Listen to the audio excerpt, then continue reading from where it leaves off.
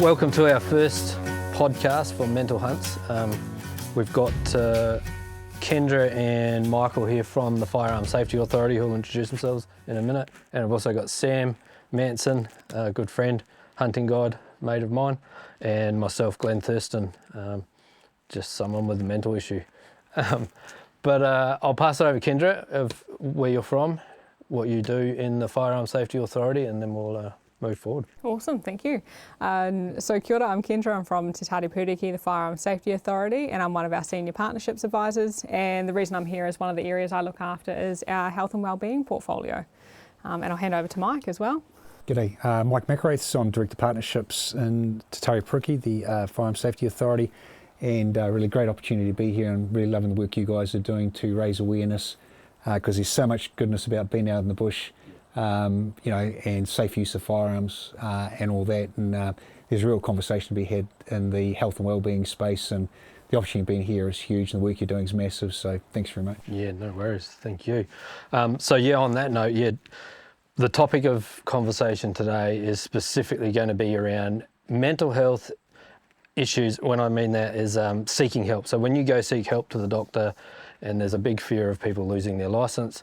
That's the topic of conversation. We're not worried about registrar, we're not worried about if it's an assault or anything else, or if you have a traffic infringement. If anyone's got any questions for that, ring the Firearms Safety Authority and they'll help you out there. So just to clarify that. So I think moving forward, for everyone that's watching this, I've got into this topic of conversation through an experience of my own. Now this was back in about 2019. If we go back a few more years before that, about 4 years before that, I actually went through a real bad period of my life, and it was not the first time. I'd refused medication most of my life, and I ended up pretty much hitting rock bottom, and I went to the doctor finally. I was drinking heavily. Everyone thought my life was awesome, but I was deep down hiding in my bedroom, sleeping in through the days, avoiding people. But like I say, everyone thought everything was good. I went to the doctor and I ended up getting on medication. I went to brief intervention, which was amazing. They helped me through my process. I ended up having 2 lots. I think I had about 12 sessions with brief intervention, and they encouraged me to get on medication, and it was great. No issues. I had my firearms license then. No issues. Got on with my life and it was awesome. So we fast forward now to 2019, and I decided I needed to go to the doctor and talk to her about the fact that I'd got on medication, but I'd stopped drinking all at the same time. So I spoke to her. I said, look, this is the situation. Do I need to have this medication or do I not?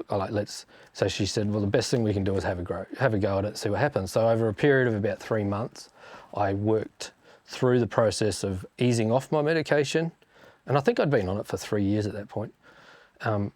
Worked my way off it, and I finally got off it and everything was good. I was farming at the time, and it was great. I loved working on the farm and it was amazing. And then all of a sudden things started getting shit. I didn't want to get up and go to work, and I started noticing I was getting grumpy and I wasn't happy anymore, and everything was just getting distorted again. And I was like, nah. And I saw the signs and I knew what was going on. And I was talking to my wife because I was very open about it at that stage. And I went back to the doctor and I said, I don't think it's the not drinking on its own. I need medication, I think, just to help me get on my feet again.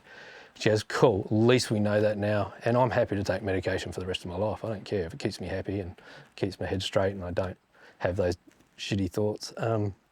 So I got back on the medication. She goes, right, well, how about I refer you to mental health services just to see the nurse, just to get you back on your feet? And I said, sweet, this will be awesome.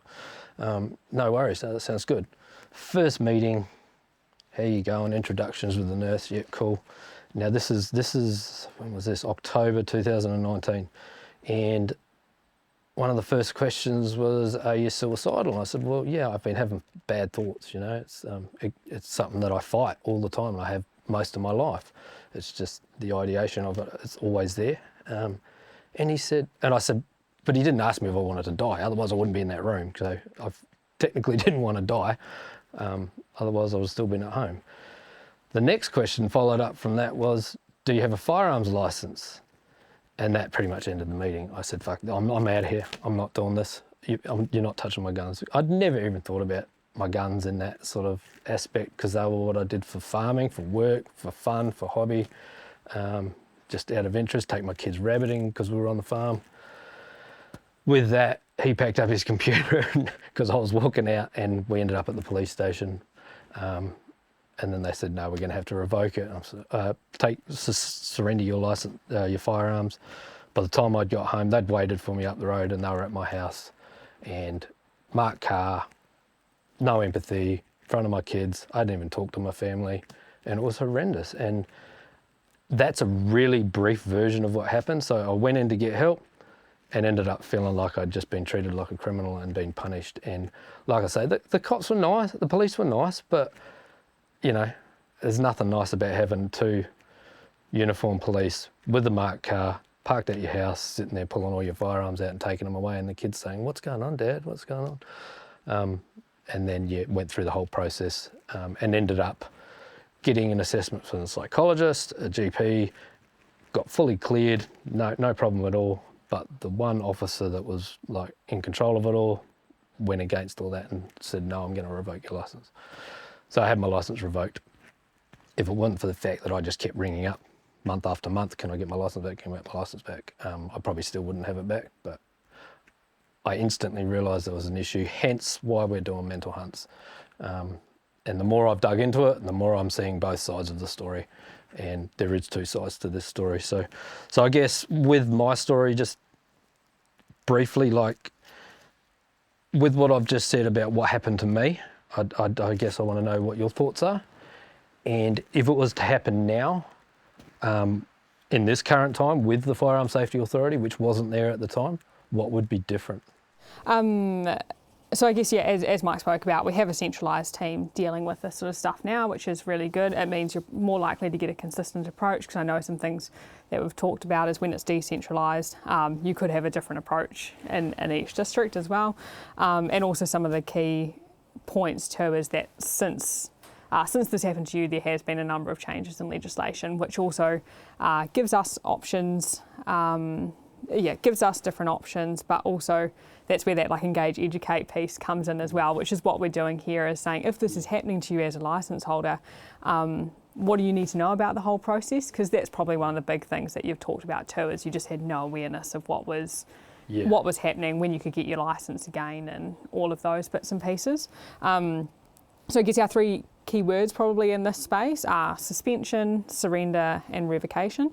When we talk about a suspension, so we receive our team that deals with this stuff receives a report based on licence holders that have had interactions with police or for a number of reasons, or reports from health practitioners as well, which is something that may have happened to you.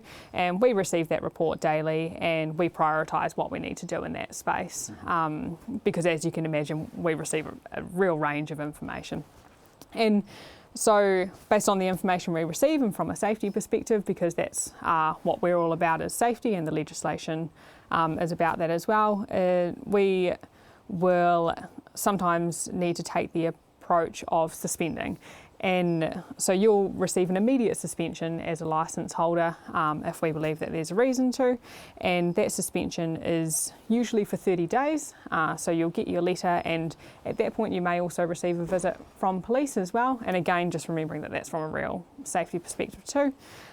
You'll receive that, and with a 30-day notice, I guess, and that is to provide us a little bit more information about what's happening, because obviously we've kind of got that one piece of the picture there. Yeah. And you would request for them to do whatever you want, see a psychiatrist or... Yeah, well, so during that time you could give us a call as well as a licence holder and say, hey, I've got this. You may have an idea of where the notifications come from, you may not. During that period, obviously their firearms will be ceased. Surrendered. Yeah, I believe they will be. Can they still shoot under supervision when they're in suspension? Yeah. So if you're suspended, you are unlicensed at that point in time. So during that period, it's also the really key period to provide us a little bit more information as well. And that's probably your key focus at that point in time.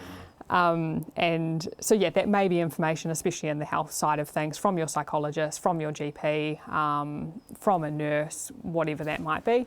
So that's a 30-day period, but we have 90 days to make a decision. So also definitely give us a call during that time. We know that GPs are really hard to get into as well, and you may need slightly more time than that 30 days. You may have an appointment booked in 32 days or something like that. Even psychiatrists, it's like 7 months sometimes. Yeah. Depending on where you are. Exactly. And so, yeah, we know there's like huge pressure in that space. But so I guess the key thing with your suspension is, with your suspension, you're unlicensed, but it's a period of time where you need to provide us a little bit more information so that we can make a really informed decision as well. I think noting that our health practitioners out there, obviously some of they're qualified in that field, and so we do take what they say with some heavy weighting as well, because they're the professionals and we're not. So yeah, it's really key to do that. So I guess that's your first piece, is you're suspended for whatever reason it may be, and that's the time for you as a licence holder to have a conversation with us. And that 90 days on making a decision for us is also legislative as well, so we have to make a decision within 90 days. So that's probably also something there. And yeah, do you want me to go on to the other 2 points from there? Yeah, if for some reason they don't hear from you in 90 days, which I would imagine they would, but I have heard circumstances where it hasn't. Yeah. Does that mean they got their licence back, or how does it roll there? You will always hear back from the team. Yeah, okay. That was then, this is now. Yeah. Totally. Yeah, cool. So you'll always hear back from us, but yeah, it's definitely key that probably you get in contact with us as well, so that you know what all those different timeframes are on things and what to maybe provide us.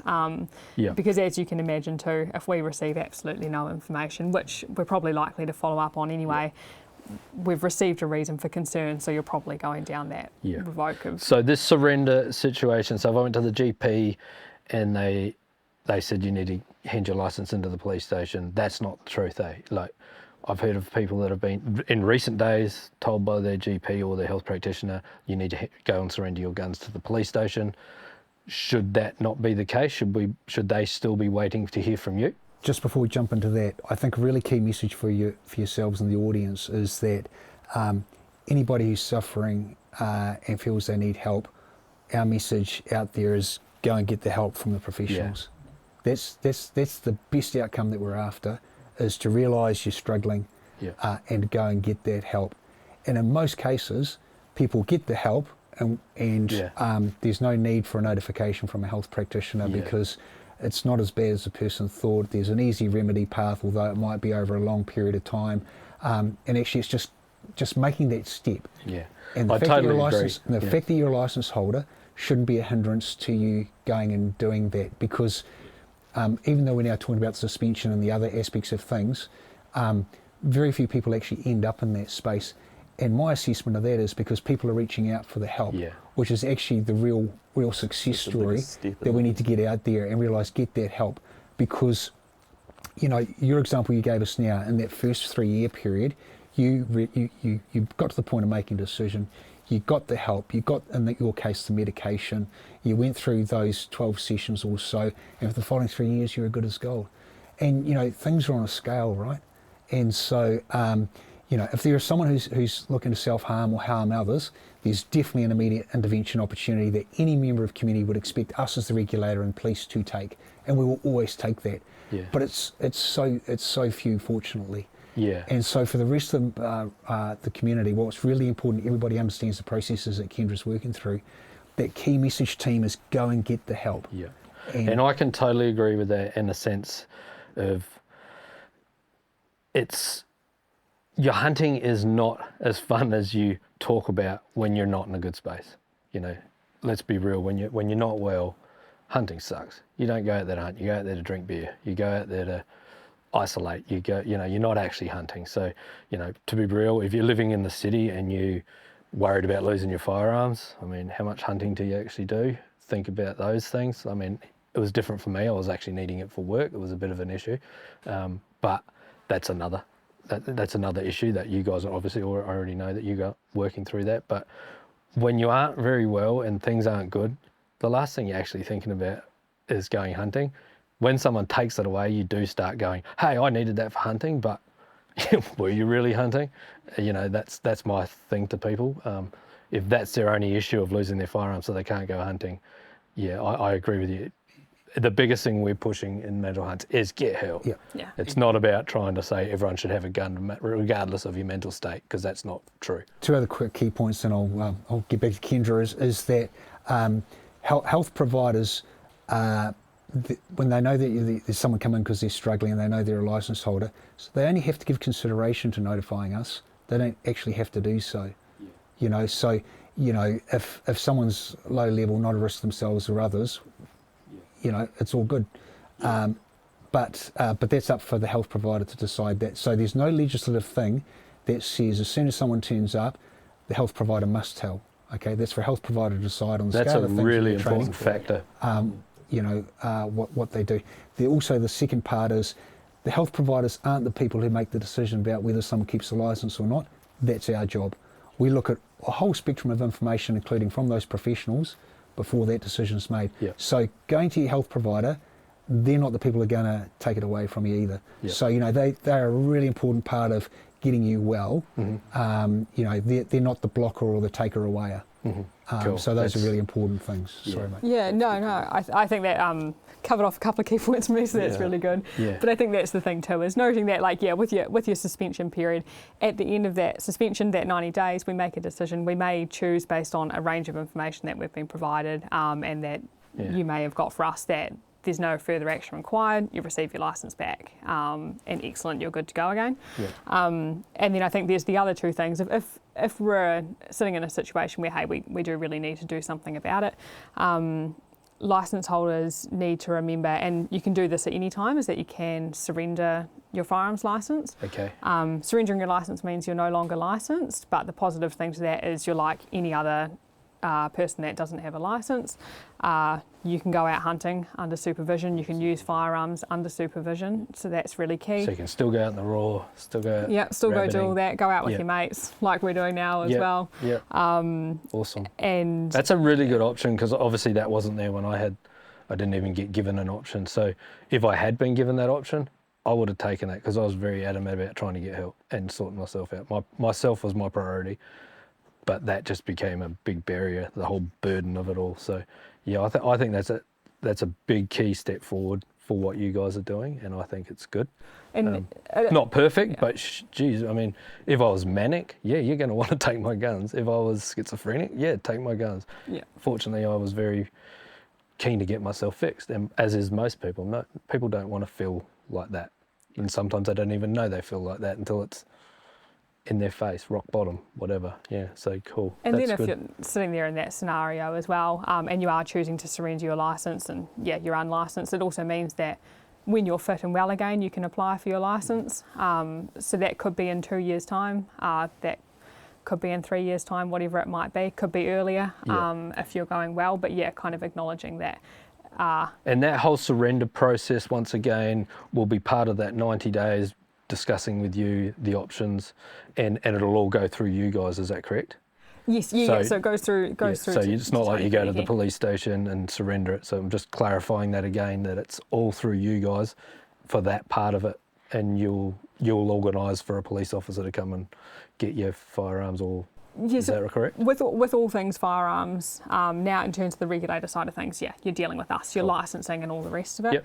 I think a really key thing about surrender too is you can do that at any point. So forget. You don't even have to go to the GP to do it. No, you can just contact you and go, look, I just want to. And you could think to yourself like, hey, yeah, I'm actually starting to feel a little bit unwell. I'm going to go to my GP, but I think I'm a little bit further down this path. I don't feel like having firearms at the moment, or whatever it might be. And yeah, or even this is probably slightly less on the mental health side of things, but you could notice that you've had some sort of cognitive decline or whatever it might be, and rather than waiting for someone to make a notification, which you suspect will happen, or whatever it might be.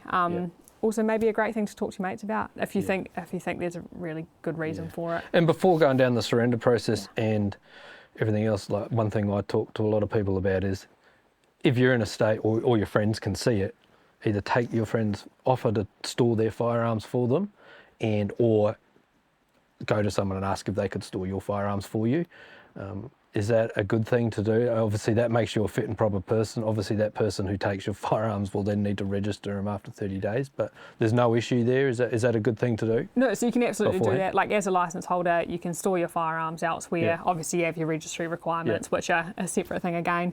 I think a key point to note on it though is that it's a good thing to be doing, but you still could go down the paths of some Yeah. of these other things. It doesn't automatically make you fit and proper to possess firearms. But Because you can it could still be a go really- buy a gun and buy ammo. I obviously understand. but it could be a really good first step for something, Yeah. right? Or something that you're out on a hunting trip Yeah. and you hear some concerning things from your mate and you say, hey, why don't I take those home with me for now and let's go along those lines. And Opens talk to up some that professionals. conversation with your mate, and Yeah, totally. and we'd always recommend talking to a professional as Yeah. well alongside that. Totally.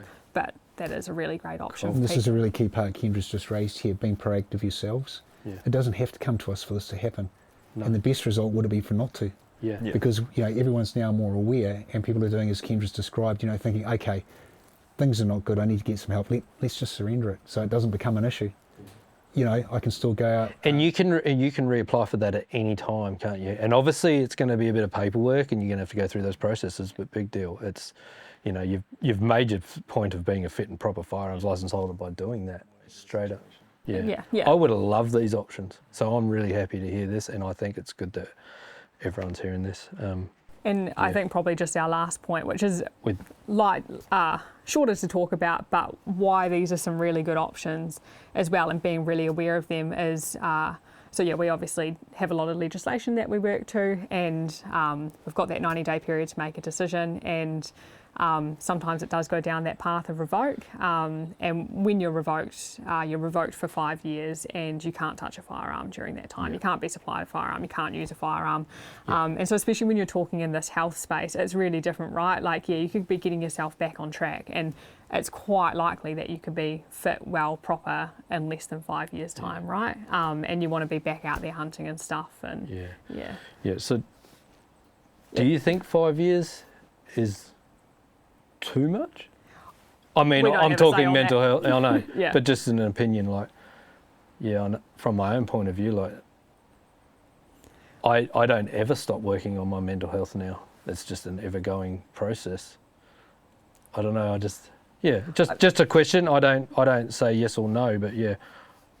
Yeah, I guess the thing is, Just us as a regulator, we're working to legislation. It's is better what than we've got, 10. right? Yeah. Not as good as 2, but And Totally. revoke is quite serious as well, right? It's not only Yeah. on health, health lines, there's criminal lines and stuff. And you like made a that point too. to me, a really good one, when I was talking to you over the phone about it's case by case. And this is what a lot of people need to understand now. It's not just cut and dry. You've been to the doctor, you're on medication, you're going to lose your license. It's case by case. Do you need it for your job? Is there things that you can do? Like the surrendering, you can still do your job if you're with someone. And a lot of the times, most people are on a farm. So, that would have been a good option for me to still be able to do my job without being a burden to my employer. So, I think that's really good. One of the key points I think that we all need to be really aware of is that we, the Firearms Safety Authority, we can't solve this one on our own. No. It's a societal issue. Yeah. It takes a village to raise a kid, right? Yeah. And in this space, it's going to take the whole village to deal with this. Yeah. And us as the regulator, we're the last cab on the rank. Yeah. And our message out there to everybody is, if you realise you're in this space, or you've got a mate and you're thinking they're in that space, do an intervention. Yeah. Get some help. Get well. And then Kendra's described everything correctly about what your options are. Yeah. There is so much goodness to being out here. We saw that this morning, right? Yeah. What a spectacular place to be. What a spectacular success. Well done, mate. And great guiding there, Sam. The goodness you get out of being out in the bush, and that's really clear to us, not just here, but other things we're doing with or hearing from the community around. And so we really need the community to realise that, mental health affects whether you're a builder or a lawyer, it's indiscriminate, right? Yeah. It doesn't just affect the licence holders, but in context of the licence, we don't want people ending up with a 5-year revocation when there could have been an earlier intervention opportunity. As simple as surrendering, getting well, getting the documentation behind you from professionals who supports your next application. Yeah. And throughout that time, you can shoot under supervision, as Kendra's described. Yeah. You know? Yeah, I think that's the key, and it's definitely a step forward. And you make a good point about people talking about it and contacting you and letting you know. With this conversation around mental health, everyone's so withheld and scared to talk about it. No one's talking about it. And with us doing this mental hunts, it's about trying to create that conversation, get people talking amongst themselves. If they've had a situation or a story, contacting you guys and asking the question, talking about it, or if there's a situation that's happening right now and it isn't right, or you don't know, or you're not sure, you think it's not right, ring you guys and ask the question, because it may not be right or it may be correct. And at least then you know, and if it is something that's going wrong and it's a slip in the system, you can fix it. Because clearly there's a lot of talk about people saying, oh, the government wants to take our guns off us. And I know for a fact, by talking to you guys, that ain't the case. It's more the opposite. It's about trying to encourage young people back into firearms. Am I right? No? Yeah, look, absolutely. Yeah. Firearms licence community is an ageing out community. We collectively need to grow the younger ones coming through. The challenge we face is finding enough mentors to show them the ropes. Yeah. You know what I mean? And there's a real opportunity. Easy in the provincial and rural area, or more easy in the provincial and rural probably. Yeah. More people are urbanised, right? Yeah. How do we find young ones who've got an interest, Yeah. getting that mentoring? I mean, I'm just coming back into it. Yeah. Okay, I'm 54. Yeah. And I've got one of my team members. He's an avid hunter, and he's taking me out, showing me the ropes. It's just the way to go. So there's a whole lot there. So I think the key points are, get yourself educated so you can keep an eye on your mates. We don't have to fix our friends. We just have to see the signs and know where to guide them. And get them help early. Yeah. And support them if they do go down that dark road. I did it on my own because I was scared to talk about it. But I think if we can get people talking amongst each other, and if they are having a shit time, don't worry about your guns. If you do it right, you can still go out on the raw block. You can still go out in the wapiti block. You can still do those things. We need to be really clear, though, too, Yeah. that someone who is going to harm themselves or others, and they're a firearms licence holder, 100%. society expects us to do an intervention, and we will absolutely do the intervention. And there's so few that happens to, which is also a positive thing, right? Yeah. But it's really important. Yeah. But Kendra, you've been doing a lot of work elsewhere to raise awareness of this aspect of things, like with GPs and the like. Do you want to touch on some of that? Yeah, absolutely. So, I mean, we've got our firearms licence holder side of things as well, but it's obviously educating our health practitioners too. There's a bunch of people that fall in that health practitioner category, and whether they're GPs or psychologists or nurses, and as alluded to earlier, they have requirements to consider notifying us, so that's a really big thing for them as well, right? In terms of what does that consider mean, when should they, when shouldn't they, how do they apply judgment to that, and we get the real spectrum of things too, and sometimes based on the notifications we get, we decide that there's no action to be taken as well. A health practitioner was just letting us know. So I guess that answers this question here. Yeah. How do you deal with the differences of opinion? So it's basically when they notify you, you will go through that process and go, well, no, that doesn't need to. Yeah. Case by case basis, as you mentioned earlier. So, one that I have off the top of my head. So health practitioners get notified when someone receives their licence. So if you've applied for your licence in the last few years or continuing going forwards, you have to provide us the name of your health practitioner. So that's something new in legislation. And so when you receive your licence, we'll notify your health practitioner. They'll note it on your file. So they may already have that awareness. So a health practitioner received that notification, and then they kind of got back in touch with us and said, hi, I want to let you know that that licence holder in the past has suffered from depression as well. We got in contact with the health practitioner, asked for a little bit more information. The health practitioner said they had no concerns about that person holding firearms licence at the moment, safely using and possessing them. They just wanted, and they're well at the moment, but they just wanted to let us know. And in that case, we said, hey, there's no reason for concern. And they're doing their due diligence. They're being risk adverse, which they need to, and I get that. Because of it. And all of that might come down to the health practitioner as well, right, in terms of their relationship with you, how well they know you. That could have been a health practitioner that's fairly new to the patient, so therefore they thought, I'll notify, whereas you might find that your health practitioner could apply a different judgment and say, hey, I know you really well, I have no concerns at this time, therefore I'm not going to notify. So if you have a GP that's really anti-firearms or whatever reason and contacts you, at least this way, by going through you guys, we're going to be able to break down that side of it. You can break down that side of it and go, well, actually, is this them or is this you? You know, so that and so at that point, that's that we'll get personality thing. likely to get back in touch with that health practitioner and say, hey, can you provide us a little bit more information? That's again depending on the information that we receive. We may go down the suspension thing, and that's why this awareness piece is really important. To say, hey, as a license holder, this could come as a surprise to you that you're getting suspended. Remembering that we're doing it based on the information we receive and from a real safety perspective. But so during this time frame, you've been suspended. This is what it means.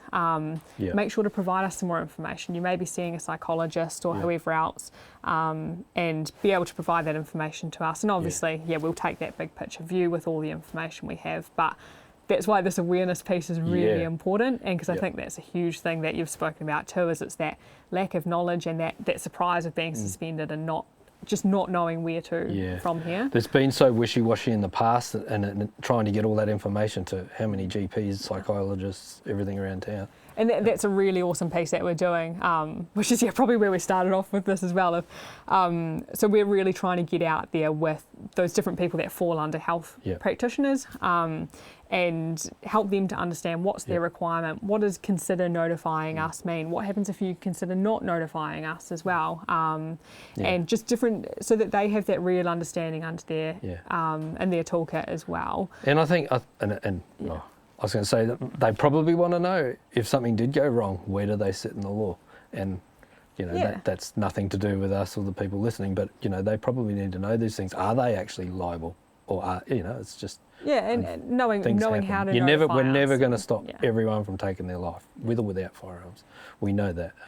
And also we know that health practitioners as well, they're making these decisions on a daily basis too, right? It's like, it's not just firearms licensing, it's driver's licensing and all the rest of it. And so... Since starting this, the amount of people that contact us talking about situations and nervousness, and in that fact, I might actually go to the next one, because you might be able to cover that. There's a big myth, and it is a myth because I'm proof in the pudding. There's a myth that if you're on medication or you've had medication, you're not going to get your firearms. And I hear it all the time. I had people ringing me going, I've been on medication, I had a hard time.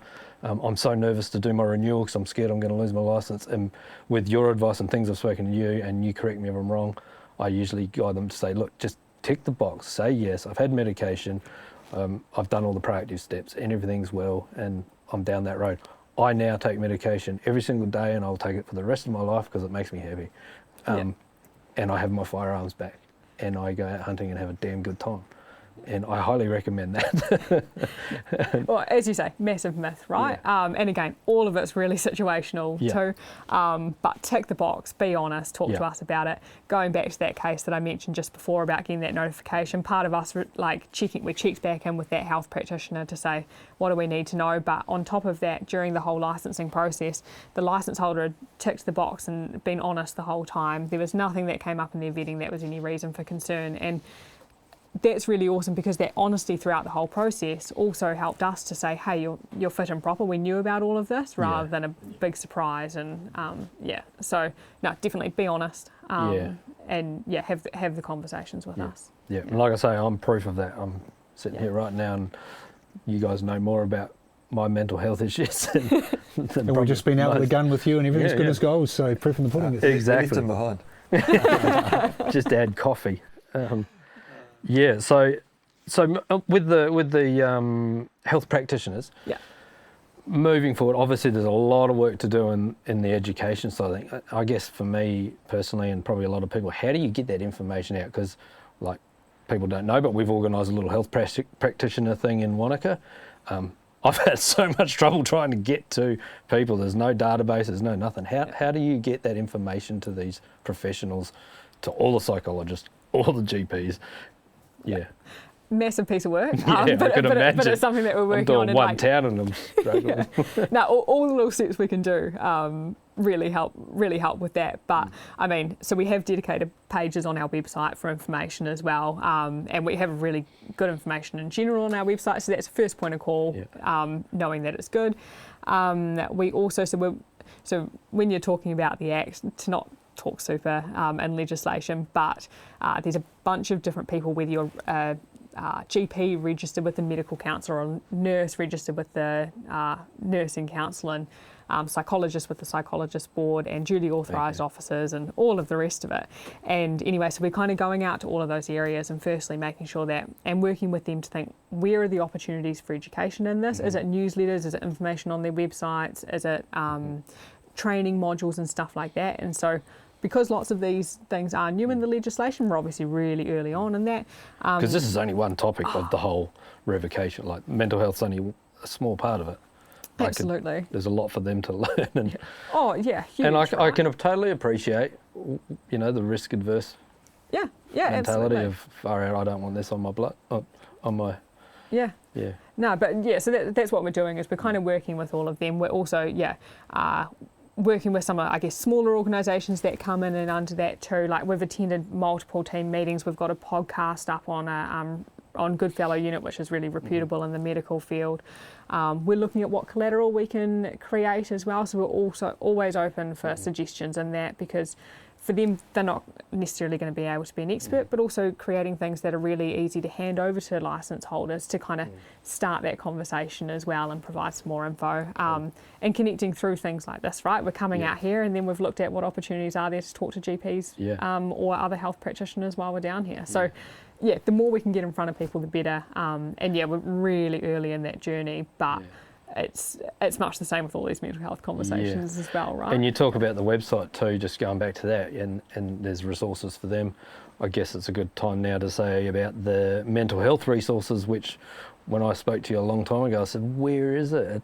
And it used to come under graduated responses, and it was like a code word for mental health or something. But yeah, it's really cool to see that there is actually a tab, says mental health, and you can find it really easy. So if anyone is having any issues, go to that website. I think I've actually got the link on our Instagram anyway. So if you are watching this and you're not sure. And it has more of that information as well about, if you want to kind of read over again, what were all of these terms that were used and stuff like that. All of that information is on there as well, and some useful tips and tricks. Which was used to, and when it was the police, it was really hard to find information. So it's, I have to say, it is a lot easier to find answers.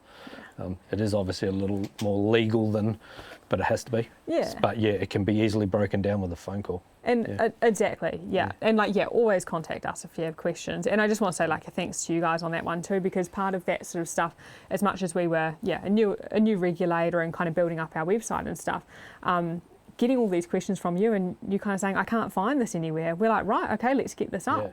We had the info there for health practitioners, a little bit in some sort of graduated response model, but actually saying, as a licence holder, you're struggling to find that information. And so it means we can do that. So like, feedback from licence holders is really awesome, and this work with you guys is great. Totally. You have anything on the practitioners? I think we've pretty well covered. I'm just sitting back here. You are, aren't you? Yeah. We worked with some this morning. You've done all the hard work with me this morning. So that covers surrender, suspension, revocation. We've now talked about health practitioners, their roles and responsibilities. I guess the next one is the police roles and responsibilities. Where they sit now as opposed to where they did before. Obviously, they're the ones that are going to be coming to your house. You obviously have a close connection with them, especially at the moment with the registry still coming under the police, although you are separate. I'll let you, I'll let you start this one, actually. Okay, cool. So look, as part of the fundamental changes, so the Firearms Safety Authority is a unit of police, but we're ring-fenced. We've got our own funding, our own reporting and all those sorts of things. So we operate largely independently of police. Really, in the firearms licence space, the only time a licence holder would see a police officer in a blue shirt involved in this process would be the issuing of our documentation for suspension of a licence, the collection of the guns from the licence holder, and then the handover of those guns to us. That is the only involvement that the constabulary part of police have in the firearms licensing world these days. Everything else is us. So, don't go to your local police station and ask your local cop for information about firearms and firearms licensing or any of this sort of stuff. They do an amazing job for our communities out there, and they operate in really challenging environments at times, and they do such a great thing. We're really grateful for that. but we're the experts around firearms and firearms licensing and that legislation. So come to us, come to the Firearms Safety Authority, come to our website, call our 800 number, get it from us, because we're going to be able to give you the best bit of information. So it's just that small window where you see the constabulary staff involved, which is a fundamental shift from where we were, previously. Yeah. Oh, that's good to know. Because obviously in my situation, it was all through the police station, and hindsight now, I look back and think what an amazing job they did. At the time, man, there was a lot of hate because it was hard. It was really hard to swallow what was just happening. But the police, I have a really good relationship with the police station now, and I even said to them after that, give people my phone number if they want to be talked through the process and help, and just to have some, because at that stage you guys weren't there and it was no one. So that's really good to hear, because I do get a lot of people come to me and say, well, I went to the police to ask if I could get a firearms because I've got PTSD, and they've said no. So the answer to that is go away and give you a call, because they probably can get their firearms just with a little bit of paperwork maybe and so forth. So yeah. Well, everything on a case-by-case basis, but certainly come to us. Yeah, and technically if you go to the police station and ask those questions, they should be just handing you a pamphlet with the phone number and say, ring you guys, which I know they have right at the front desk these days. Yeah, and look, the great thing is, our constabulary members do such an amazing job for our communities, and again, often in really challenging environments, right? Yeah. So to free them up from having to get into the detail, understand this, small part of things in our communities frees them up to do other things, right? Which is what we want to do. Let us take that on, because we've got the teams that are dedicated to this space. Yeah, I think we're getting pretty close to winding this up. I have got a couple other questions. Why do the police have the ability to override a health professional? So if you ask for a psychologist's report, a GP's report, and then the police say, no, I don't agree with that, we still need to take your guns. How do they have the ability to do that based on what? And this is through a situation that's happened recently, and I just, it's a funny one. So I guess it's talking about us as a regulator, Te Tāti Pūriki. So you're actually making those decisions now, but Yeah. So Te Tāti Pūriki does all of your licensing, which includes, I guess, removing licenses as well. Remembering that, during these periods you may provide us some information. It could be a report from a psychologist and stuff, but we work on. We get a range of information, right? So that one letter you provided us just may not be the only piece of information that we've received. So, and I think that's the thing too, is you do hear these stories from people, but sometimes it's missing particular pieces of information that are really key too. Yeah. And there's one more topic I want to bring up before we begin, and it's off topic, but it's on topic. It's a little bit about, and I don't know whether you've heard much about farming registrations, but there's a situation I've heard, and it may or may not be a myth, I don't know, but a particular person had health issues, they were in hospital, they're seeing a psychiatrist. The police then went and took all the firearms off every male relative, which were over 8 hours away. And this is very recently, within the last few months. And then I just want to, and then there's talk of all this farming registrations. And the only issue I have about that is, if it is happening, it's really hard to use a mental health issue for that. Okay, so part of the challenge with this sort of scenario, I think, Glen, is that there's a lot of gaps in information or misinformation or unintended incorrect information out there. As Kendra touched on before, every case that comes to us is dealt with on a case-by-case basis. And, we must operate within the law, and we do. There's boundaries in place. An aspect of that too is that it'd be good for yourself and listeners to understand that anybody who does actually end up getting revoked, there's actually a couple of stages of appeal that's available to them. So if your license was revoked today, you've got 28 days to appeal that. What that means is you write in and say, I don't agree with the decision to be revoked, and these are the reasons why. And what happens is the person who made the decision on the first revocation can't then consider can't consider what you've just written, and someone separate has to review all the original work and what you've now put in. Okay. So independent decision maker now reviews that. Now that independent decision maker, still within our business, they can either then agree with the original decision or they can overturn it. So if they overturn it, you get your license back. If they agree with it, then you're still revoked. But you've got one more step of appeal. That step of appeal means you go to the district court into the civil proceeding, and it's considered by a district court judge as to whether the decision to revoke your licence was correct or not, based on all the information and the law.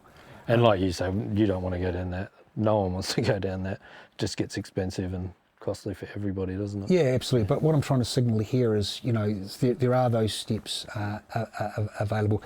And look, forever and a day, there'll be scuttlebutt out there about what does or doesn't happen. Remembering there's only just over 900 licence holders each year who actually do end up getting their licence revoked. The very vast majority of licence holders, therefore, continue to do the right thing. They're fit and proper, and that's something to be really celebrated.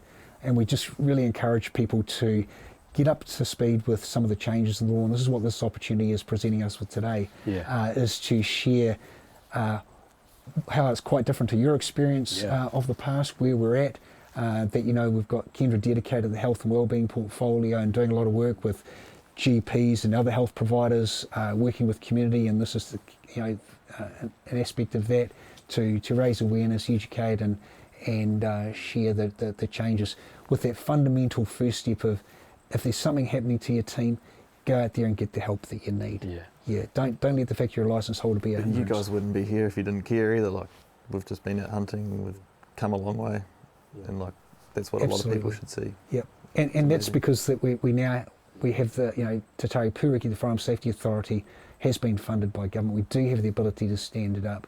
It wasn't run on a shoestring like it was back when it was a decentralised model run under police who were operating under multiple pressures and doing the best they could. I made a lot of phone calls before I met Kendra, and it was a lot of hung up phone calls. Start again.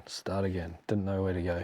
And no one wanted to help. No one wanted to talk about it. And finally, you guys appeared. I think you only had your job 2 weeks when I finally Something got like that, yeah. And it's just been non-stop positive from my point of view. And this is a great opportunity, the first of a number of opportunities. Yeah. We are all on a journey of a decade or two as we shift into this new world of there's a dedicated regulator, things have been done differently, there are hurts of the past, but we all want the right thing. We want the safe possession, use, control of firearms out there for all the goodness that there is. We need to bring the young ones through.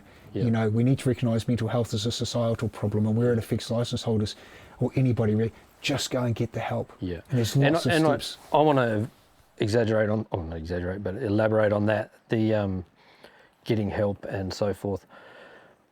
I was in the worst place, had the worst situation happen to me. It sucked, but here I am advocating the exact same thing as you and seeking help. And okay, it's quick for us to point the finger and say, oh, the government this, or the police this, or the GPs this, but we have a responsibility as hunters, as firearms owners, just like we do having a driver's license. You shouldn't get in the car and drink drive. So I think people need to understand that the 230,000 license holders, we all have a massive role to play in this as well.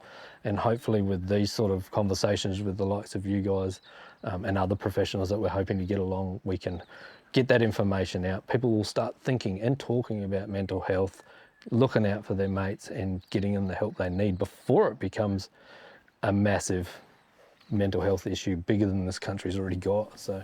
And that's probably actually a question I have for you guys, because this is the really awesome work that we're doing. But I guess, what are your suggestions for either hunters themselves or friends and family? I don't know, if you're concerned, what questions might you ask them, or what might you do?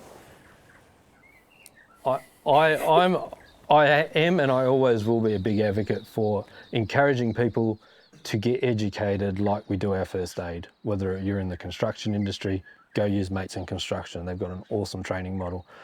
Most communities have some sort of, there's a good yarn training for mental health. They're very short, they're like a day.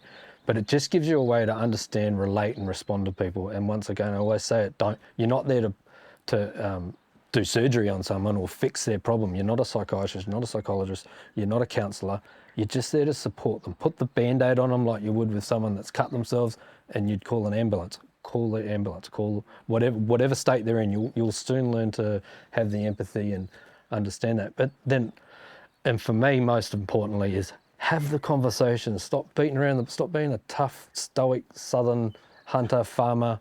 Like, who gives a shit? We all have crap times in our life, and deal with it. The best thing I ever did was finally open up, and there's not much that I don't put out in the public eye now, and most people know everything about my mental health.